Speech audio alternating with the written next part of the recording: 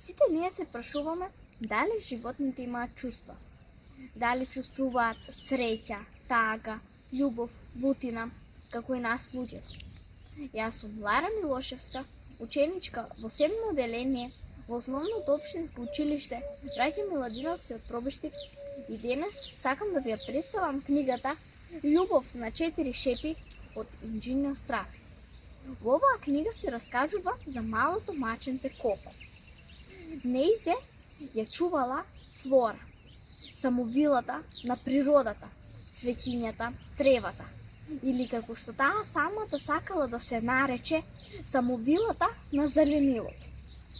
Флора често поминувала долго време во цвеќарницата на мајката на Блум и ги разгледувала различните и нови видови на растенија. А и Коко уживала во цветињата. Таа ги гонела пеперутките, пчелките, ги мирисала цветињата и трчкала наоколу по градината. Но еден ден, на враќање од цвеќарницата, Хилио ја сретнал Флора.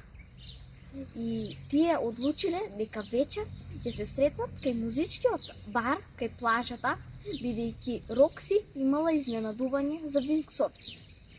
Имено Рокси вдомувала најразлични животни и омилено и било незиното куче Арто. Но сега пронашла едно ново маче Ред. Мачето било црвено и премногу сладко, а Коко се влюбила во него. Ред не обрнувал многу внимание и мислел дека Коко е само дрдорливка. Но Коко била упорна, а и незините другарки Бел и Мили постојано ја поддржувале.